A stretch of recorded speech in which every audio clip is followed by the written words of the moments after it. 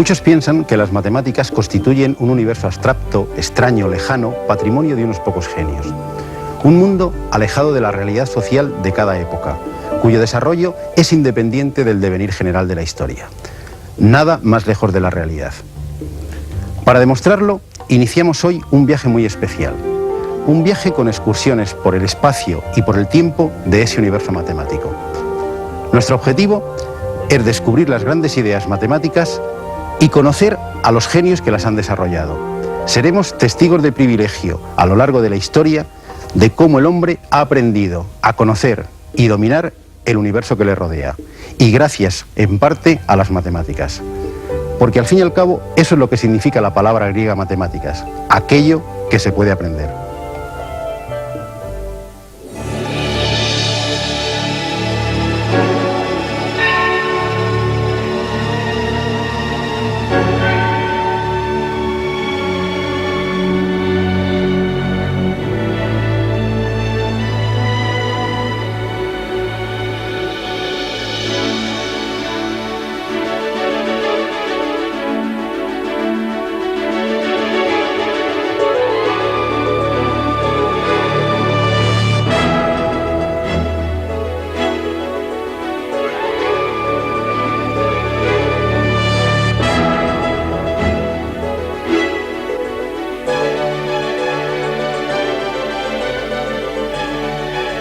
¿Dónde empezaremos este viaje? Pues ningún sitio mejor que la Luna. Sí, nuestro satélite. En ningún sitio sobre la superficie terrestre podemos encontrar tantos matemáticos juntos como en los cráteres de la Luna. Pitágoras, Euclides, Ptolomeo, Arquímedes, Apolonio, Bernoulli, Newton, Descartes, Leibniz, Euler, Gauss, Laplace y tantos otros matemáticos. Todos ellos, de una forma tan poética como simbólica, están presentes en la Luna. En efecto, más de 300 cráteres lunares llevan el nombre de un matemático famoso. Es, sin duda, un merecido homenaje de la humanidad al universo matemático.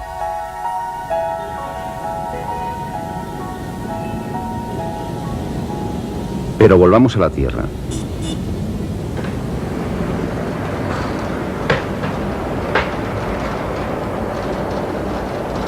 ¿Me puede decir el nombre de algún matemático famoso de cualquier época histórica? ¿Un matemático famoso? Pitágoras. Yo, Pitágoras. Teorema de Pitágoras. Pitágoras. A Pitágoras. Sí, Einstein. Pitágoras. Pitágoras. Leibniz, Newton, Pitágoras. La opinión de los encuestados parece unánime. Si hiciéramos una especie de lista de los 40 principales entre los matemáticos, seguramente Pitágoras y su teorema ocuparían los primeros lugares del ranking de popularidad. El cuadrado de la hipotenusa es igual a la suma del cuadrado de los catetos. Una de las frases más repetidas a lo largo de la historia en todas las lenguas. El cuadrado de la hipotenusa de un triángulo rectángulo es igual a la suma de los cuadrados de los catetos.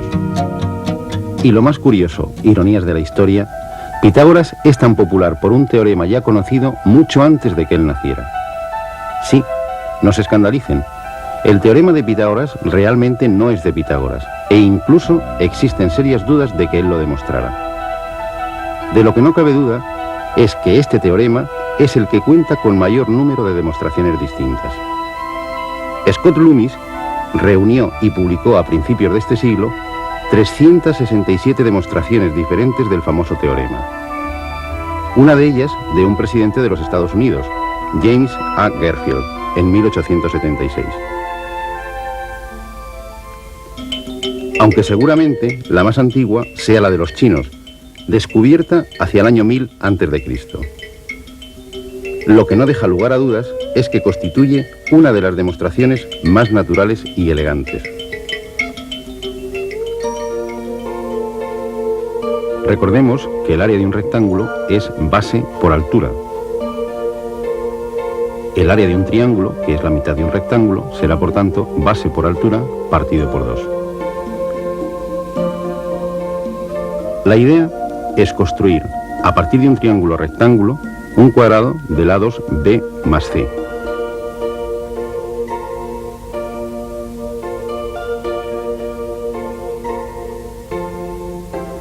Su área será, por tanto, b más c elevado al cuadrado.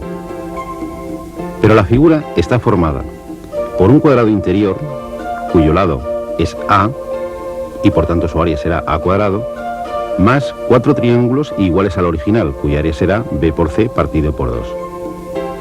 Por tanto, estas dos expresiones han de ser iguales.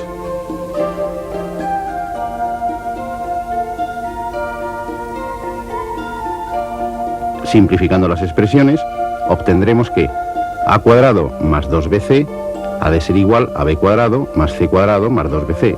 Y simplificando, a cuadrado igual a b cuadrado más c cuadrado. Es decir, el cuadrado de la hipotenusa es igual a la suma de los cuadrados de los catetos. Decididamente, una elegante joya matemática de 3000 años de antigüedad, de la que Pitágoras nunca pudo tener noticias. De lo que con toda seguridad sí tuvo noticias es de la utilización de algunos resultados parciales de su teorema por parte de dos culturas anteriores, los egipcios y los babilonios.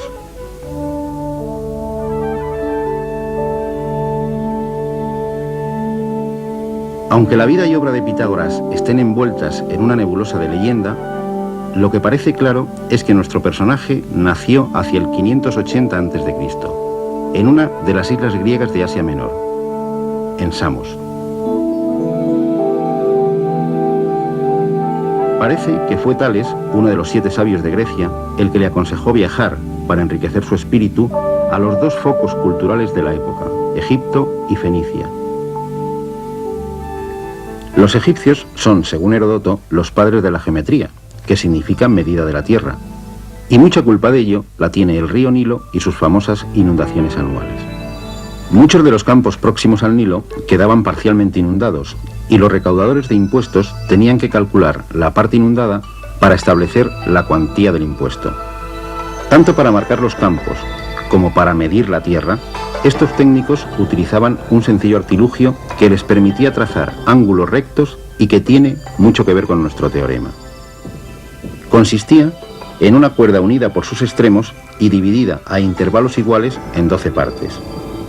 Si clavaban en el suelo la cuerda por uno de sus nudos y formaban un triángulo de lados 3, 4 y 5 unidades, obtenían un triángulo rectángulo y por tanto ya tenían la dirección de 2 de los lados del cuadrado.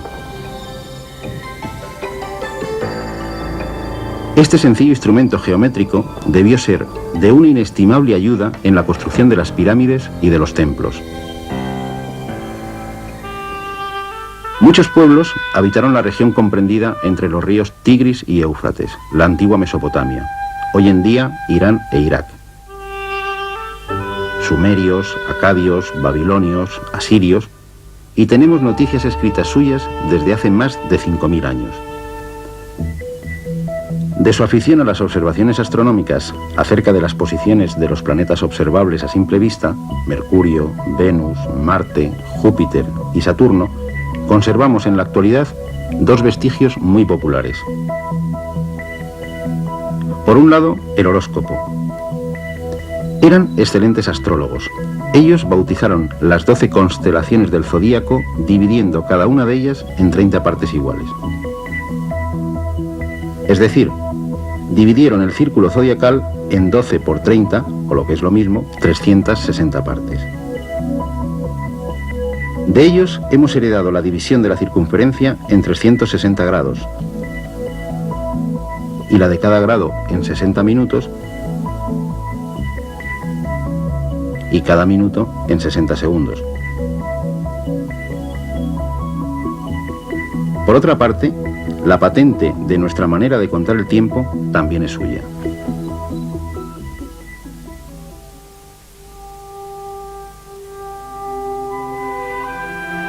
Los babilonios escribían sobre tablillas de arcilla con punzones. En algunas de las tablillas de escritura cuneiforme se han encontrado numerosas referencias de carácter matemático. Nos llama especialmente la atención una tablilla, conocida como Printon 322, que se conserva en la Universidad de Columbia, escrita hacia el año 1800 a.C., en la que aparecen 4 columnas de números distribuidos en 15 filas. En apariencia, podía tratarse de algún tipo de anotación contable, pero descifrados los números, corresponden a la primera relación de ternas pitagóricas de la que se tenga conocimiento.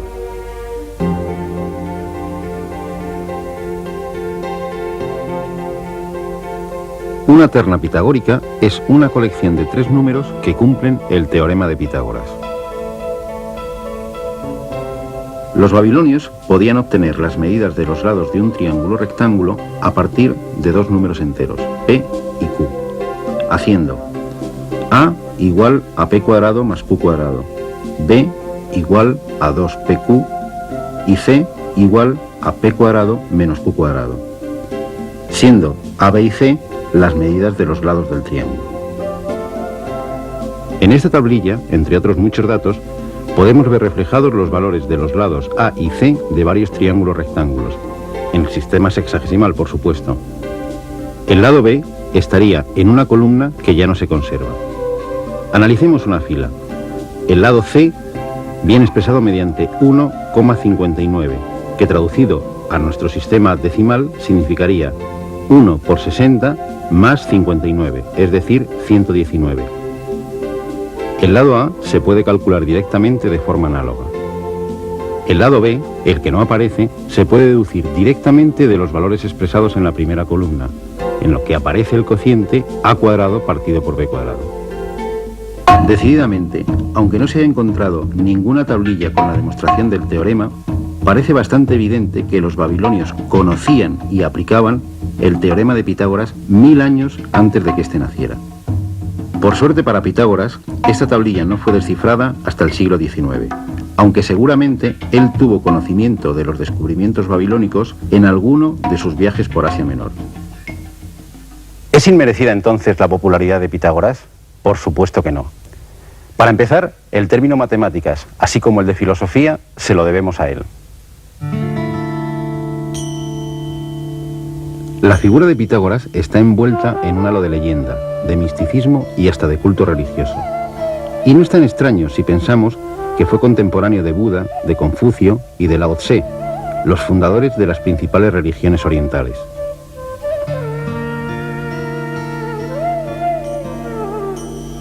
Parece que en sus viajes por Egipto y Babilonia, algunos dicen que pudo llegar hasta la India, Pitágoras se impregnó no solo de conocimientos matemáticos y astronómicos, sino también religiosos. Tras estos viajes, retorna al mundo griego y se instala en Crotona, una ciudad al sur de Italia, región conocida en la época como la Magna Grecia. Allí funda una sociedad secreta de carácter religioso, filosófico y matemático que pronto alcanza un éxito notable contando con más de 600 adeptos entre hombres y mujeres.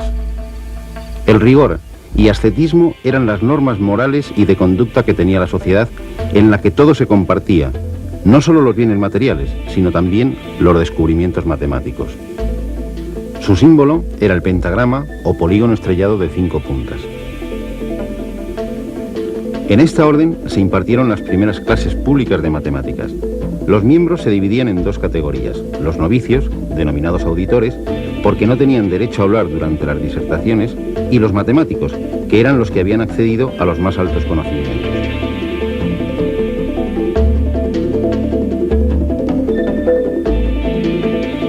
El secreto hacia el exterior era norma sagrada de la secta, y la divulgación de sus conocimientos matemáticos le pudo costar la vida a alguno de sus adeptos. La orden pitagórica de Crotona fue disuelta de forma violenta. Su casa fue incendiada y Pitágoras y sus discípulos tuvieron que abandonar la ciudad hacia Metaponte. Pero de lo que no cabe duda es de que su influencia se extendió por toda la cuenca mediterránea durante muchos siglos. De hecho, ha impregnado la cultura occidental hasta nuestros días. ¿Cuáles son las principales aportaciones matemáticas de la escuela pitagórica? La primera, y quizá la más importante, el introducir la necesidad de demostrar las proposiciones matemáticas de manera inmaterial e intelectual, es decir, al margen de su sentido práctico. Los pitagóricos dividieron el saber científico en 4 ramas. La música, la aritmética o ciencia de los números, su lema era todo es número, la geometría y la astronomía. Y en las 4 nos han dejado resultados e ideas sorprendentes. Para ellos, los números son entes abstractos, como ideas de la mente, con existencia propia al margen de los objetos que representan. Cuando hablaban de números, se referían a los números enteros y a las fracciones, es decir, números que se podían expresar como razón de dos segmentos que contenían un número entero de veces una misma unidad. De ahí nos viene el término número racional. Los pitagóricos fueron mucho más allá, colocando el concepto de número como principio y explicación de todo el universo. Uno de sus discípulos, Filolao, llegó a afirmar: todas las cosas que pueden ser conocidas tienen número, pues no es posible que sin número nada pueda ser conocido ni concebido. Atribuían a los números propiedades místicas. Pitágoras descubrió que existía una estrecha relación entre la armonía musical y la armonía de los números.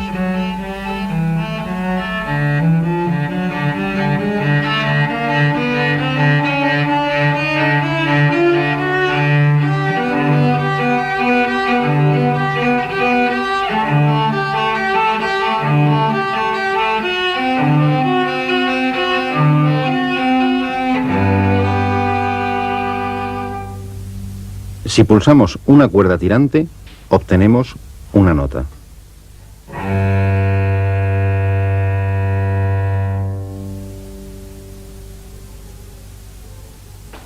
Cuando la longitud de la cuerda se reduce a la mitad,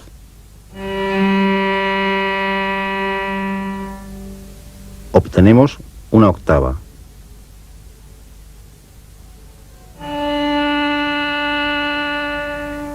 Si pulsamos un tercio, obtenemos la quinta. Y si pulsamos un cuarto, obtenemos la cuarta de la quinta anterior.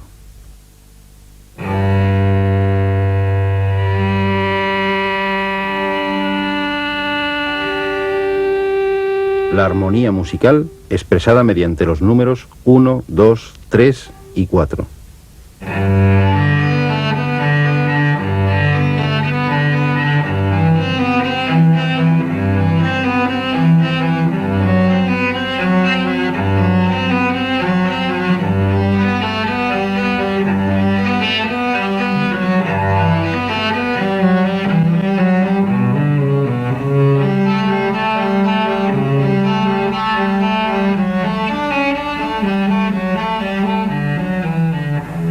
El número sagrado de los pitagóricos es el 10, el tetractis, el número del universo, ya que es la suma de todas las dimensiones, el punto, la línea, el plano y el espacio.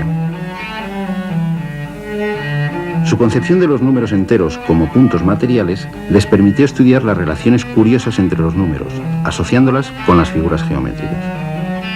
Con 3 puntos se puede formar un triángulo. El número 3 es un número triangular. Si a estos 3 puntos les añadimos otra fila de 3, formamos otro triángulo. El número 6 es también triangular. Si añadimos otra fila de 4, tendremos el siguiente número triangular, el 10. De forma análoga, 4 puntos forman un cuadrado, al igual que 9, 16, 25. Estos son los números cuadrados. De la misma manera se pueden obtener los números pentagonales o los hexagonales.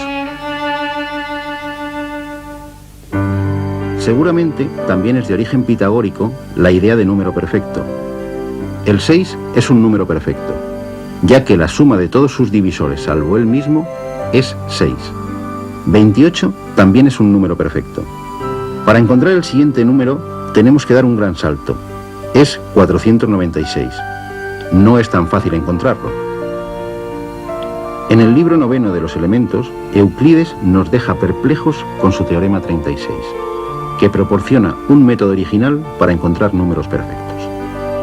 Es este: si tantos números como se quiera, a partir de una unidad, se disponen en proporción duplicada hasta que su suma total resulte un número primo, el total multiplicado por el último número será un número perfecto. Pueden comprobar que 496 es un número de esta forma. Euclides nunca afirmó que estos fueran los únicos números perfectos, pero hasta hoy nadie ha podido encontrar un número perfecto que no sea de esta forma. En el terreno de la astronomía, los pitagóricos también dejaron su herencia a la humanidad. En este caso, una herencia que ha prevalecido como doctrina científica más de 2000 años, la teoría geocéntrica del universo. En efecto, los pitagóricos son los primeros que ofrecen un modelo cosmológico para explicar los fenómenos que vemos en el cielo. Situaron la Tierra como una esfera que ocupa el centro del universo, y girando alrededor de esta, la Luna, el Sol y los 5 planetas. La expresión música celestial quizá también sea un legado pitagórico, ya que colocaron a la Luna, al Sol y a los planetas en esferas cristalinas concéntricas con la Tierra, y cuyas distancias estaban en la proporción de la escala musical, de tal manera que cada astro viajaba por el espacio produciendo una nota característica.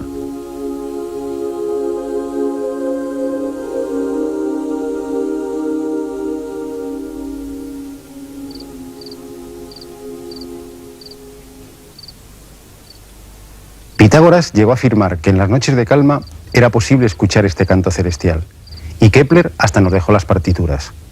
Pero lo que realmente colmó de gozo a Pitágoras fue la demostración de su famoso teorema, hasta tal punto que mandó sacrificar bueyes a los dioses. Por desgracia, el silencio impuesto a los miembros de la secta pitagórica nos impide conocer la demostración que encontraron, aunque suponemos que no será muy distinta de la que podemos hallar en los elementos de Euclides. Euclides se basa en una propiedad fácil de probar de las áreas de los paralelogramos. Si desplazamos el lado opuesto a la base sin variar su longitud a lo largo de una recta paralela a la base, obtenemos un paralelogramo de la misma área. Utilizando solo esta propiedad, se puede demostrar que el área del cuadrado de la hipotenusa es igual a la suma de las áreas de los cuadrados de los catetos. Disfrútenlo, sobran las palabras.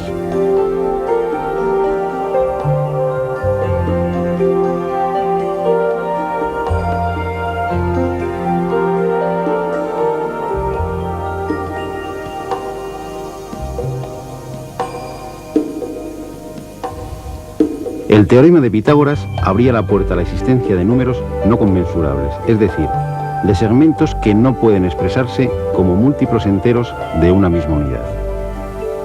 En efecto, no hay ningún segmento, por muy pequeño que sea, que esté contenido exactamente un número entero de veces en el lado de un cuadrado del lado 1 y en su diagonal.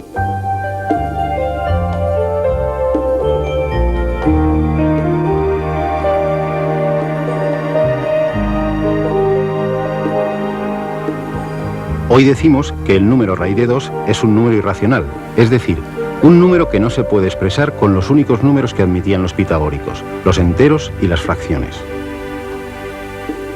La estrella pitagórica se obtiene uniendo los vértices no consecutivos de un pentágono regular. En ella aparecen 4 tipos de segmentos de longitudes diferentes: AB, BC, CD y CE.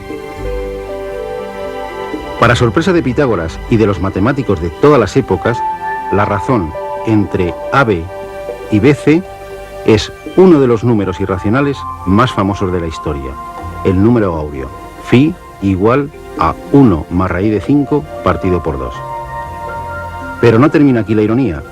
La razón entre BC y CD también es el número de oro, y también la razón entre CD y CE. El propio símbolo de los pitagóricos es la demostración más hermosa de la existencia de otro tipo de números que ellos se negaban a aceptar.